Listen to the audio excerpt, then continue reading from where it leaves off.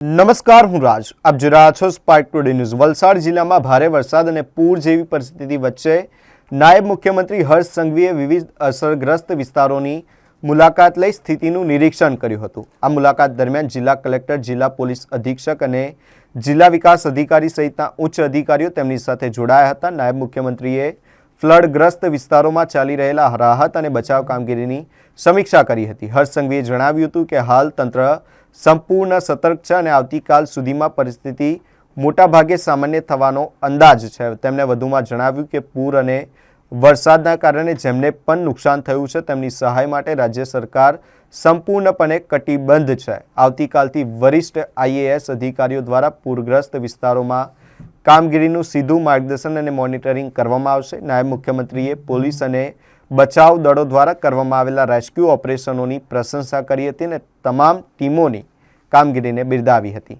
છેલ્લા 2 દિવસથી દક્ષિણ ગુજરાતમાં ભારે વરસાદ હોવાના કારણે વલસાડ, નવસારી, સુરત જિલ્લો, તાપી જિલ્લાના અમુક તાલુકાઓ, આ તમામ વિસ્તારોમાં ઘણા બધા ગામડાઓમાં ખૂબ મોટા પાયે પાણી ભરાયા અને ખાસ કરીને વલસાડના ઉમરગાંવની વાત કરીએ તો આજ તકના ઇતિહાસનો સૌથી વધુ વરસાદ ઉમરગામમાં પડ્યો છે.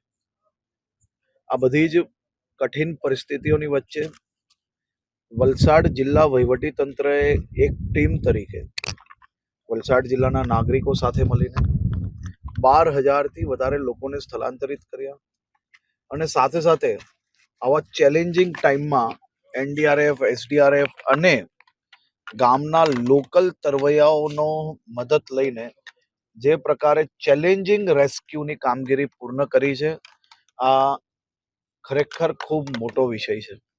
આજે વહેલી સવારે બસમાં જતા તમામ યાત્રીઓને બચાવવા અને ખાસ કરીને વહીવટી તંત્ર અને લોકલ પીઆઈ જેમને દોરડાથી ટાવર જોડે બસને બાંધીને રિસ્ક લઈને આ વહેનમાં જે એકદમ એમ કહેવાય કે તોફાની પાણીની વચ્ચે જઈને બી લોકોને બચાવવાની કામગીરી કરી. એનડીઆરએફની ટીમ હોય, એસડીઆરએફની ટીમ હોય, બધા જ લોકોએ છેલ્લા 2 દિવસથી ખૂબ સ્ટ્રેસ લીધો છે. હું આખી ટીમનો આભાર માનું છું. અમારી પ્રથમ પ્રાથમિકતા છે તમામ લોકોને રેસ્ક્યુ કરવાની. જેવું પાણી ઉતરતાની સાથે જ સ્વચ્છતાથી લઈને સ્વાસ્થ્યની ચિંતા હોય કે પછી કેસ્ટોલ હોય કે ઘરવકરીનું કામગીરી હોય, આ બધા જ વિષયો પર વલસાડ જિલ્લા વહીવટી તંત્ર દ્વારા ખૂબ જ સારી કામગીરી કરવામાં આવી છે.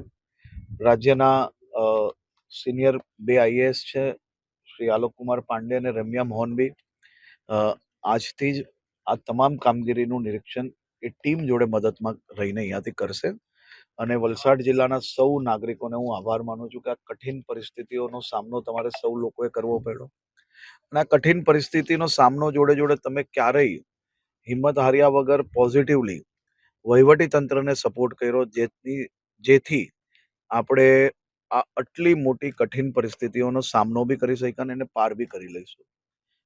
મોટી પાણી ઘણી બધી જગ્યા પરથી ઉતરવા માંડ્યા છે. ભરતીનો સમય બી પૂર્ણ થઈ જવા આવ્યો છે અને મારું એવું માનવું છે કે વલસાડ અને વાપી તક તો વહેલી સવાર તક 90% જેટલું રિલેક્સેશન થઈ જવું જોઈએ. ઉમરગાંવ બી મોટી કાલે પાણી ઘણી બધી જગ્યા પરથી ઉતરી જશે તેવું 100%. મહિલા પોલીસે આ વખતે કદાચ બહુ જ એક્સ્ટ્રાઓર્ડિનરી કામ કર્યું છે રેસ્ક્યુનું.